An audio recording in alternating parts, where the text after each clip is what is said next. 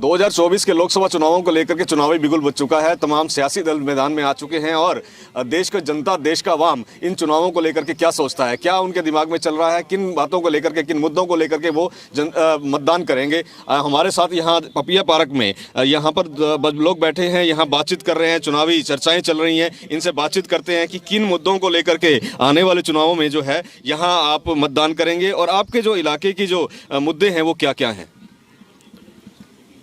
बस मैं तो यही कहना चाहता हूँ कि भारत सरकार के लिए तो मोदी ही बहुत ज़रूरी है, क्योंकि देश की भी तरक्की इतनी हुई है कि अपने सारे वर्ल्ड में नाम कमाया है भारत ने, तो इसलिए मोदी ही चाहिए, सेंटर में तो मोदी ही चाहिए। आपके जो इलाका है, इस इलाके से लगातार जो चुनावी मैदान के अंदर सामने आते रहे हैं, लोग भी आए हैं, प्रत्याशी भी आए हैं, उम्मीदवार भी, और कई जो है एमपी भी बने हैं, तो क्या ऐसी ज़रूरतें हैं जिनकी आज भी दरकार है, या ऐसी कौन सी ज़रूरतें थी जो पूरी हो चुकी हैं?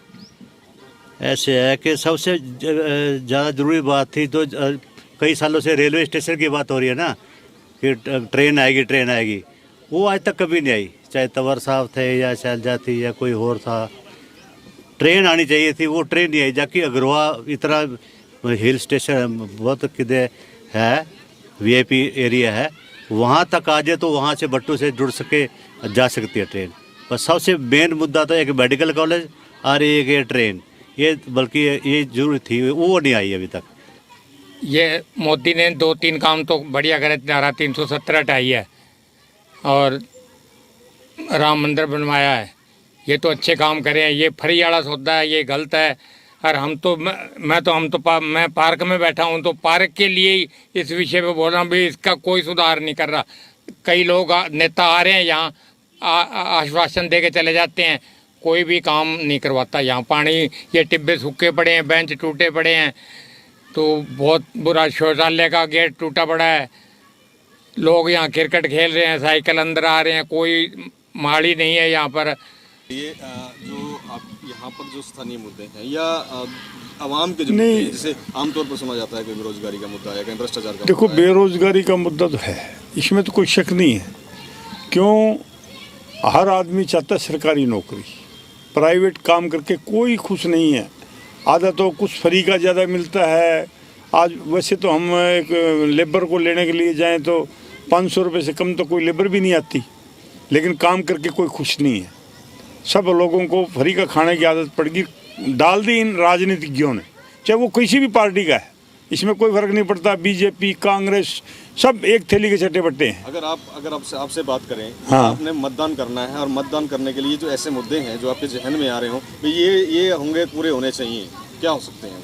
भी होने को तो बहुत कुछ हो सकता है इस देश में। बाकी हम दूसरे देशों की नकल करते हैं, भी ये चीज़ होनी चाहिए, ये चीज़ होनी चाहिए। बाकी पढ़ाई का, स्वास्थ्य का, इन चीज़ों का खास ख्याल होना चाहिए। हर आदमी का एक किस्म का अधिकार है, ये बचपन से लेके पढ़ाई की फ्री होनी चाहिए, कम से कम भी बीए तक की पढ़ाई फ्री होनी चाहिए। और ये क्या नाम, दवाई पानी की जो आदमी चलो 70 साल की करी है, जो भी करे इन्होंने, अब कह रहे हैं भाई हम ऐसे करेंगे, पता नहीं करेंगे या ना करेंगे, तो इनकी मर्जी की बात है। 2024 के चुनावों को लेकर के किस तरह का माहौल बन रहा है? देश का आवाम, देश की जनता क्या चाहती है और आप क्या चाहते हैं? आपके सबसे ज़्यादा तो ये अनएम्प्लॉयमेंट जो है ना, ये ख़त्म होनी चाहिए, लोगों को नौकरियाँ मिलनी चाहिए। ऐसे ऐसे प्रोजेक्ट शुरू करें जिसमें सबको जॉब मिल जाए, ठीक है? तो अपने आप ही ये सारे धंधे बंद हो जाएंगे, लोग काम में लग जाएंगे। ये चोरियाँ करते हैं आजकल के, नशा है, ये सारे काम बंद हो जाएंगे, लोग अपने उसमें बिजी हो जाएंगे। आमतौर पे सुना जाता है कि फतेहाबाद शहर में कोई बड़ा इंस्टीट्यूट नहीं है, इंस्टीट्यूट पढ़ने के लिए बच्चों के लिए बड़ा मेडिकल सेटअप नहीं है, इंडस्ट्री नहीं है, कोई नहीं है, रेलवे लाइन तक नहीं है, ट्रांसपोर्टेशन की समस्या। तो आप ऐसे कोई मुद्दे हैं आपके लिए? हाँ, मैं तो बता रहा हूँ, रेलवे लाइन नहीं है, कितनी बड़ी प्रॉब्लम है। कितनी बार यहाँ के लिए सर्वे हुआ, सब कुछ हो गया, लेकिन कभी भी पूरा नहीं हो पाया। तो आप सबसे ज़्यादा इम्पोर्टेंट है कि रेलवे लाइन तो यहाँ तो होनी चाहिए कम से कम।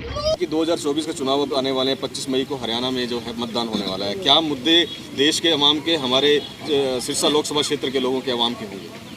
अवाम के क्या मुद्दे होने चाहिए या हैं मुद्दे हैं या होने चाहिए? मेन तो चीज़ अपने शांति होनी चाहिए ऑल ओवर इंडिया में, किस प्रकार कोई दंगा फसाद ना हो। नंबर एक तो ये है। अगर आपके फतेहाबाद ज़िले की बात करें तो आप यहाँ के लिए क्या मुद्दे को लेकर के मतदान करेंगे? आपके जहन में क्या बातें आएंगी जिनको लेकर के मतदान करेंगे आप? हाँ, नंबर 1 तो जी रिक्वायरमेंट है, वो कंपल्सरी रिक्वायरमेंट है वो, जिससे अभी जय साहब ने बताया था। एक तो अपने मेडिकल कॉलेज, और नंबर 2 वो जो रेलवे स्टेशन, रेलवे लाइन ना, ये कंपल्सरी है जी। तो आज ज्वलंत मुद्दे यही हैं फतेहाबाद? हाँ जी, हाँ जी, तो आप चाहते हैं कि ये जो मुद्दे हैं ये आने वाली सरकार पूरा करे? यस सर, हाँ जी, रिक्वेस्ट है मेरी। जी, आप बताइए, आप क्या नाम है आपका? मेरा नाम मनीराम है जी। क्या आप मैं रिटायर्ड एसडीओ हूँ। तो मेरा तो एक ये है कि इस फतेहाबाद डिस्ट्रिक्ट में कोई इंडस्ट्री नहीं है, कोई बड़ी इंडस्ट्री नहीं है जिससे बेरोज़गारी थोड़ी और कम हो। और सेंटर के अंदर तो मेरे ख्याल 10 में से 9 आदमी यही कहेंगे कि मोदी जी ने बड़ा अच्छा काम किया, और वही दोबारा आएंगे तो देश को और आगे बढ़ाएंगे। पर लोकल लेवल पे हम ये चाहते हैं कि एक तो पड़ोस में अग्रवा धाम है, जो कि अग्रवालों का इंडिया लेवल का धाम है, तो उसके कारण इसको फतेहाबाद को अग्रवा से जोड़ते हुए कहीं मिलाया जाए। तो वहाँ उनकी भी एक डिमांड, ये बहुत बड़ी डिमांड है अग्रवाल बरादरी की भी, तो ये डिमांड पूरी होनी चाहिए। जिसके हमें आए 5 साल में जो एमपी होते हैं वो सब कहते हैं भाई हाँ हम ये लाएंगे। जब वाजपेयी जी यहाँ आए थे उन्होंने भी कहा था अगली बार मैं यहाँ रेल में चढ़ के आऊँ। लालू यादव अग्रवा आए थे तब उन्होंने कहा था मैं अगली बार रेल में चढ़ के आऊँगा, वो आज तक तो रेल में चढ़ के आए नहीं। तो मेन डिमांड फतेहाबाद एरिया की रेलवे लाइन है, और यहाँ बड़ी इंडस्ट्री, 1-2 बड़ी इंडस्ट्री लगनी चाहिए। आपने कई चुनाव भी देखे हैं। अब ये बताइए कि यहाँ जिले में क्या, किस तरह से जिले ने की तरक्की की, या आने वाले टाइम में आप क्या चाहते हैं क्या हो? तरक्की तो बहुत करी, ऐसी कोई बात को नहीं। और कॉलेज जो लड़कों का कॉलेज था वो बनना चाहिए था, वो बना नहीं अब तक। वैसे किराए की बिल्डिंग में चल रहा है, वो बहुत ज़रूरी है। बाकी मतलब मुद्दे हैं, रेलवे लाइन नाला है, वो फैक्ट्री नहीं है, कोई और है। बाकी मोदी के मुकाबले में कोई नहीं है देश चलाने वाला, तो मोदी ही आना चाहिए। बात है मेरा विचार तो ये है कि मैं पहले वाले जो 70 साल या 50 साल की वो बात नहीं करता, मैं सिर्फ 10 साल 9.5 साल की बात ही करूँगा। इसके अंदर इन्होंने जो विकास किया है, जैसे हम दिल्ली जाते थे 8 घंटे में पहुँचा करते थे, अब हम 3 घंटे में जा पहुँचते हैं जी। बाकी और सुविधाएं काफ़ी इन्होंने दी है, एजुकेशन की भी दे रखी है, कॉलेज बना रखा है, वुमेन कॉलेज बना हुआ है, और एक वो टवाने वाला भी यहीं आ जाएगा जल्दी। और ये मेडिकल कॉलेज की है, बाकी है तो 17-20-22 किलोमीटर पे अगर हुआ मेडिकल कॉलेज। तो अगर फतेहाबाद डिस्ट्रिक्ट के अंदर स्थापित हो जाए तो भाई बहुत बढ़िया वो है। और सबसे मेन मुद्दा जो यहाँ पे बेरोज़गारी का है, उसके लिए यहाँ पे कोई बहुत बढ़िया हाई लेवल की इंडस्ट्री वगैरह लगे जिसके अंदर काफ़ी बच्चे एडजस्ट हो सके, बस यही मुद्दा है। ये कि आप क्या सोचते हैं 2024 के चुनावों को लेकर? मैं तो ये सोचता हूँ कि यहाँ कोई बड़ा प्रोजेक्ट होना चाहिए, लोगों को रोजगार मिले और अनएम्प्लॉयमेंट दूर हो, और सभी को शिक्षा मिलनी चाहिए, सभी को स्वास्थ्य के लिए मिलना चाहिए। मेरी तो यही डिमांड है। आप यहीं के रहने वाले हैं फतेहाबाद? हाँ, यहीं के रहने वाले। तो आपने ये देखा होगा कि पिछले जब भी चुनाव आते हैं, चुनावों को लेकर के पिछले 10, 12, 20 सालों 25 सालों में फतेहाबाद कितना बदला और कितना बदलना चाहते हैं, क्या ऐसा कोई खास तो बदलाव आया ही नहीं है, बस वादे तो सारे कर जाते हैं, कोई बदलाव आया नहीं यहाँ पर, बस कोई सुधार तो हुआ नहीं फतेहाबाद में। आप चाहते हैं कि सुधार हो? हाँ जी, हम चाहते हैं सुधार। किस तरह का सुधार हो? आपके यहाँ ये कनेक्टिविटी है, इंडस्ट्री आनी चाहिए, कोई रेलवे का कोई बनना चाहिए साहब, तभी आगे यहाँ कोई तरक्की होगी, तभी कोई लोगों में सुधार आएगा, लोगों की मतलब में इनकम बढ़ेगी। क्या नाम है? सतपाल। इस चुनाव में क्या देखना चाहते हैं? हमारा शहर को आपने बरसों तक देखा है, क्या उसमें कुछ बदलाव आया या कुछ बदलाव और चाहते हैं होना हो जो हो जाए? नहीं, डिस्ट्रिक्ट बनने के बाद बदलाव तो बहुत आया है, बहुत सारी फैसिलिटीज़ मिली है, जिसके लिए हमें हिसार जाना पड़ता था, सारे काम यहीं हो जाते हैं। वो ऑनलाइन शुरू किया है, ये बहुत बढ़िया है, इससे सारे काम वो हो जाते हैं।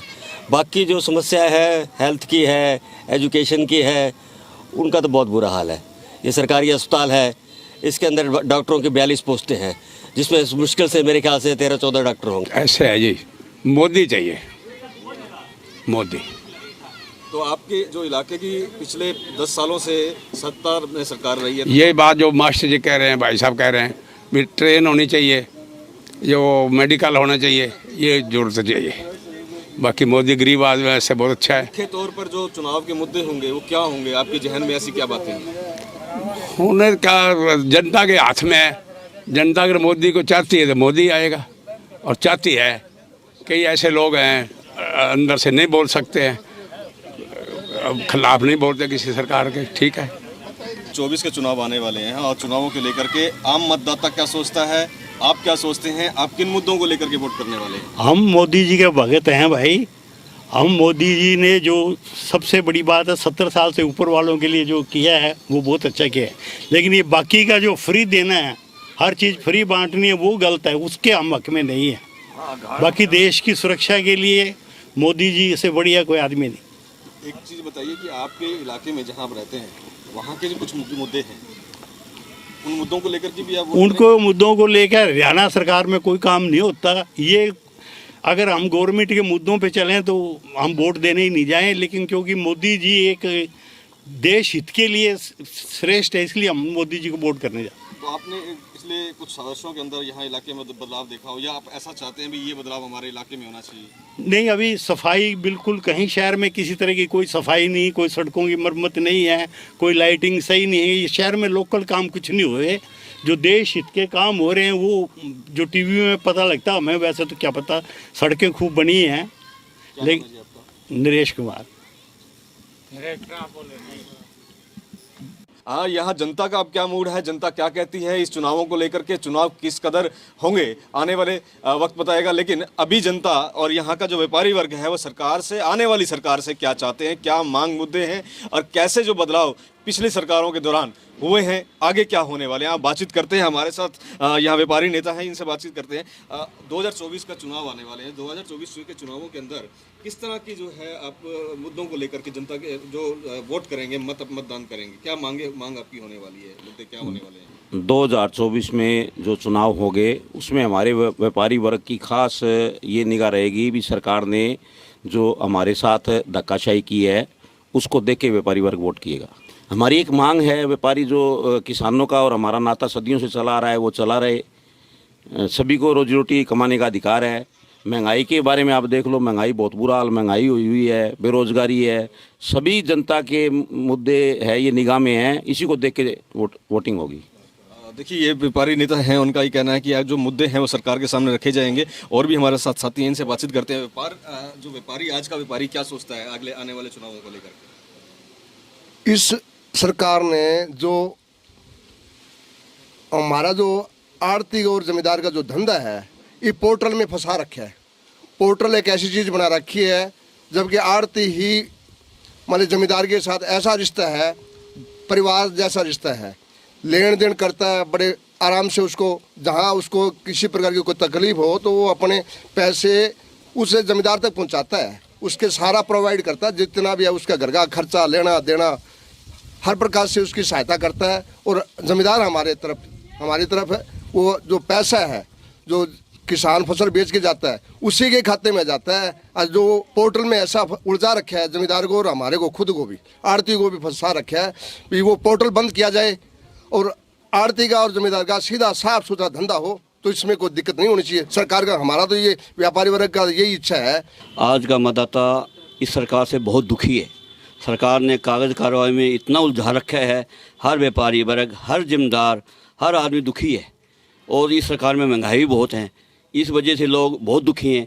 और लोग ना पेमेंट निकालते बैंक से बहुत डरते हैं। पहले लोग बैंक से पेमेंट निकाला करते, उसको बाज़ार में जाकर सामान ख़रीदा करते, हर आदमी का काम चला करता, तो हर आदमी खुशहाली थी। बाज़ार में आप जाओ, कोई ग्राहक आपको देखने को नहीं मिलेगा। हर आदमी दुखी है सरकार से। अब हर आदमी चाहता है सरकार के साथ चलें, लेकिन सरकार बिल्कुल साथ नहीं दे रही। सबसे बड़ा मुद्दा है बेरोजगारी का और किसान का। जो जितना टाइम बीजेपी सरकार ने टपाया, जो शासन किया है, इस शासन में आम आदमी, किसान, व्यापारी तीनों दुखी हैं। नए जो युवा हैं, जो पढ़ा लिखा है, वो सड़क पर बेरोजगार है, और जो किसान है वो सड़क पर बैठे हैं। सही मंडी में दाम नहीं मिल रहे, नहीं तो गेहूं का भाव ना बताया, ना धान का भाव दिया है, और किसान बिल्कुल कर्जे के तले दबा हुआ है। और अब की बार बदलाव का मूड है, जनता अब की बार सरकार उखाड़ के बदलने का काम करेगी। क्या मुद्दे हैं जो आप चाहते हैं, जो आने वाले समय के अंदर बदलाव जिसको चाहेंगे? बदलाव सबसे बड़ा मुद्दा बेरोजगारी का है और किसान कर्जे के तले दबा हुआ है। किसान की कोई सुनाई नहीं हो रही। पिछले किसान आंदोलन चला जो 13 महीने चला है, उसमें किसानों 700 किसान मरे हैं, सभी को पता है। तो सबसे बड़ा मुद्दा किसान का, व्यापारी का है। 2024 के इलेक्शन आ चुके हैं और तमाम सियासी दल और उम्मीदवार अपने तमाम वादे और वादों को लेकर के फील्ड में निकल चुके हैं, लेकिन इसके इतर एक इलेक्टर, एक वोटर क्या चाहता है, उसके जहन में क्या चल रहा है, यूथ क्या चाहता है, क्या आने वाले अपने इस इलेक्शन में किस बिहाफ पर वो वोट कास्ट करेगा, क्यों वोट देगा अपने कैंडिडेट को, ये तमाम जो सवाल है हर इलेक्टर के माइंड में भी चल रहे हैं। हमारे साथ बहुत सारे यूथ भी यहाँ मौजूद हैं, इनसे बातचीत करते हैं। आप बताइए कि ये जो इलेक्शन आए हैं, इलेक्शनों में आप क्या देखते हैं, किस तरह आप वोट कास्ट करेंगे? सर, मैं फर्स्ट टाइम इलेक्शन में पार्टिसिपेट कर रही हूँ, मैं फर्स्ट टाइम वोट दे रही हूँ। तो मैं ये चाहूँगी कि जो भी 12th क्लास पास जो स्टूडेंट्स हैं उनके लिए कुछ एजुकेशन से रिलेटेड चीज़ें हों। कोई गवर्नमेंट सेक्टर की तैयारी करता है, अगर कोई ऐसा कोचिंग सेंटर यहाँ पर अच्छा नहीं है तो उसके लिए कुछ अच्छी चीज़ें हों, या फिर अगर कोई गवर्नमेंट सेक्टर में ना जाके कोई पब्लिक सेक्टर में जाना चाहता है तो उसके लिए कोई यहाँ पर अच्छी कंपनी या फिर अच्छे कॉलेज वगैरह ऐसे हों भी। अच्छा कल्चर नहीं है सर यहाँ पर एजुकेशन का, तो मैं एजुकेशन से रिलेटेड बोलना चाहती हूँ। आप फर्स्ट टाइम इलेक्टर हैं, पहली बार वोट दे रहे हैं? यस सर, पहली बार वोट दे रहा हूँ। किन मुद्दों को लेकर के वोट दो, क्यों दोगे वोट आप? सर यहाँ पे सबसे बड़ी जो दिक्कत है वो स्टडी की है। यहाँ पे बिल्कुल भी एजुकेशन वगैरह इतना कोई सिस्टम नहीं है। मैं अभी 12th पास आउट हुआ हूँ और 10th के अंदर तक मैं यहीं पे था, पर हायर स्टडी के लिए मेरे को आउट ऑफ सिटी होना पड़ा। तो सबसे बड़ी जो दिक्कत है वो एजुकेशन की है। क्या चाहते हैं आप सरकार से, क्या हो, किस तरह का बदलाव चाहते हैं? मैं ये चाहता हूँ कि ज़्यादा से ज़्यादा एजुकेशन प्रोवाइड हो बच्चों को, कि इनको कहीं और जाना ना पड़े, होम सिटी में ही हो जाए प्रोवाइड। आपका 2024 का चुनाव है, किन मुद्दों को लेकर के ये चुनाव होने वाले हैं, आप क्या सोचते हैं इन मुद्दों पे? मेरा फर्स्ट टाइम तो नहीं है, पर ये है कि नेता जो हम चुने वो हमारी एजुकेशन जो हमें मिल रही है जैसी चाहिए वैसी होनी चाहिए।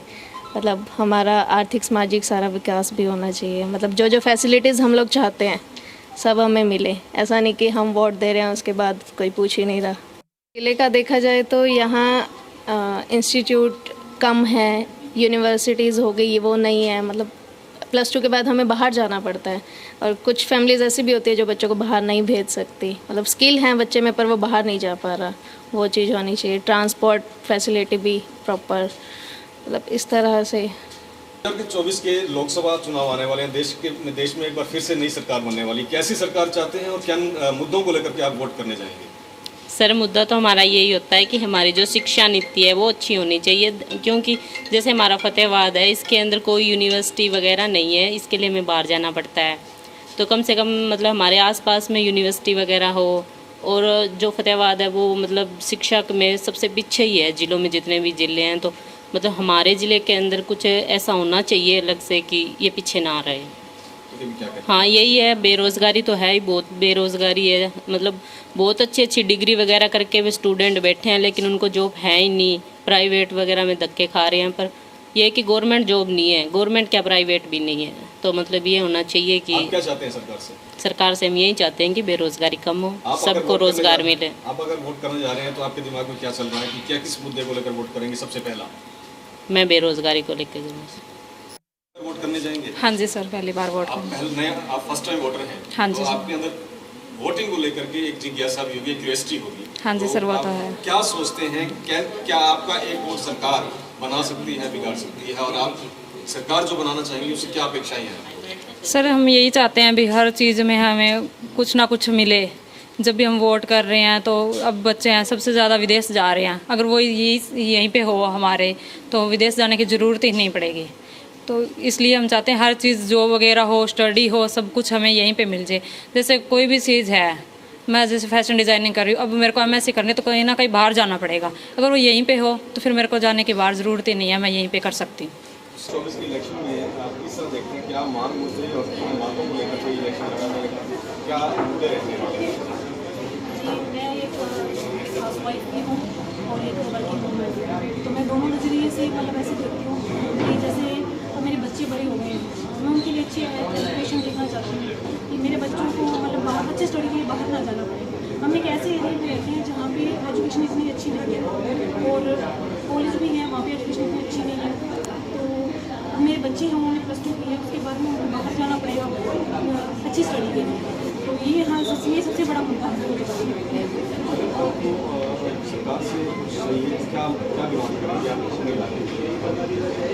एक तो जैसे उन्होंने साफ़ सफाई के लिए, अगर जैसे मतलब यूँ है कि सफाई अच्छी नहीं होती है, हर दिन जो नगर पालिका कर्मचारी हैं वो हड़ताल में बैठे होते हैं उनकी मांगे, और उस वजह से हम आम लोगों को बहुत ज़्यादा कुछ झेलना पड़ता है।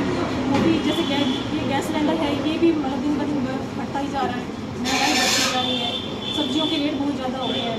एक आम नागरिक जो अपनी 20-30 हज़ार की कमाई है उसमें घर नहीं चला सकता।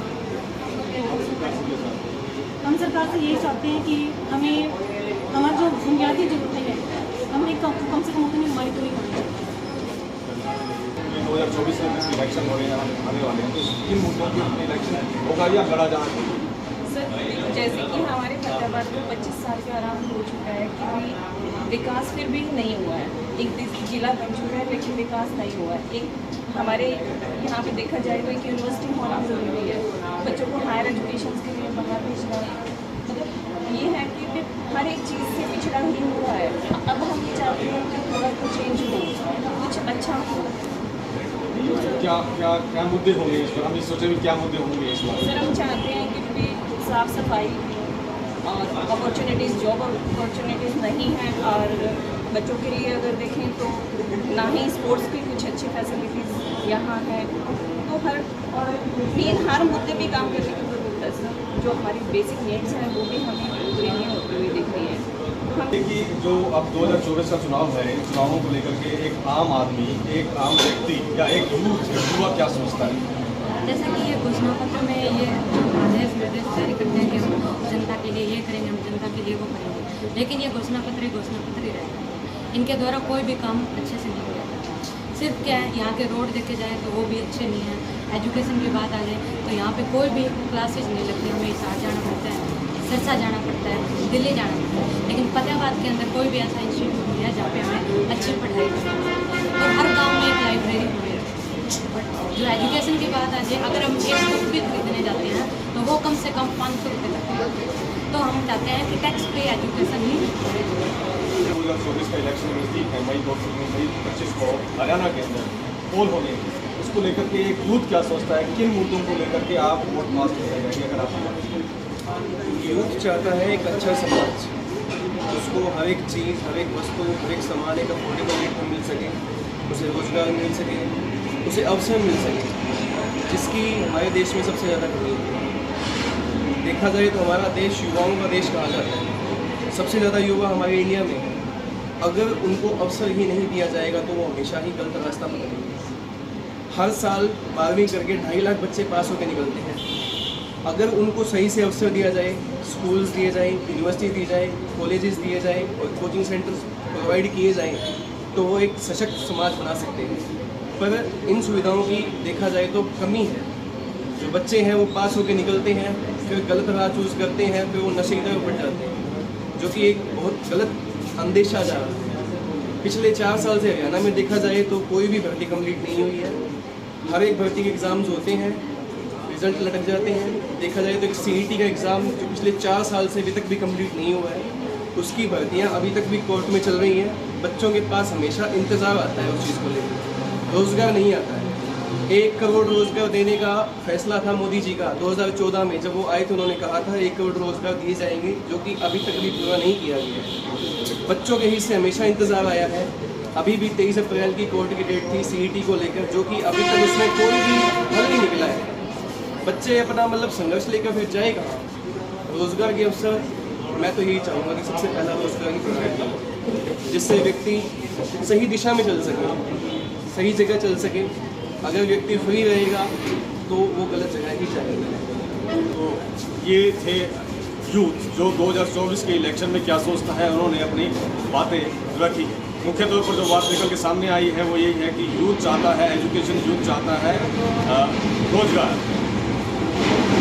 तमाम इन पहलुओं को देखते हुए जो है अब ये जो वोट कास्ट करेगा 25 मई को। अजय मेहता, जी मीडिया, फतेहाबाद।